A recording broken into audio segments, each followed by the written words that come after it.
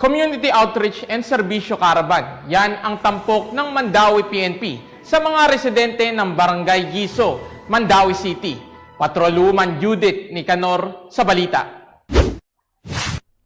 Nagsagawa ng Community Outreach Program and Serbisyo Caravan ang mga tauhan ng Mandawi PNP na ginanap sa harap ng Cebu International Convention Center, Barangay Giso, Mandawi City, Cebu nito lamang linggo.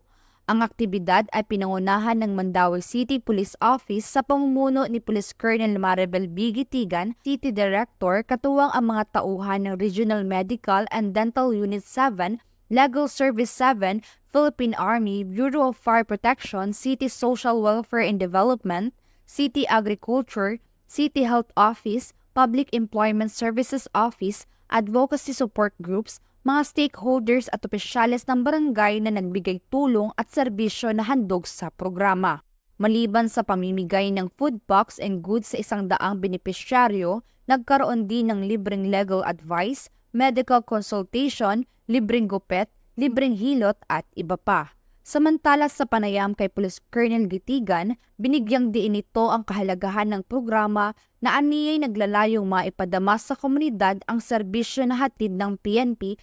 Both of LGU security forces approach na mayroon tayo ngayon para ma-feel ng komunidad na hindi lang protection ang binibigay natin sa kanila, pati na rin serbisyo. And we would like also to thank our regional director, our able, active and allied regional director in the person of Police Brigadier General Anthony Abiliada Abilis. Thank you so much for having this effort, na na-feel ng komunidad, lalong-lalo na sa Mandawi, yung mga Mandawihanos na mayroon pala tayong serbisyo na binibigay sa kanila. Bakas ang tuwa at pasasalamat sa mukha ng lahat ng benepisyaryo ng programa at isa na rito si Ginang Anali Piupa. May buntag, usa ko sa nakadawat sa kanang kupon nga gihatag sa outreach program sa Mandawi.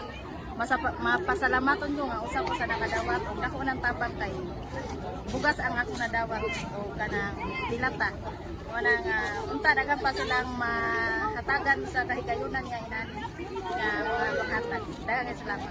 Sa walang humpay na tulong at suporta ng komunidad, tinitiyak ng Mandawi City PNP ang kaayusan at kaligtasan at patuloy na serbisyong publiko upang magkaroon ng maunlad at mapayapang pamayanan alinsunod sa adikain ng kasalukuyang administrasyon.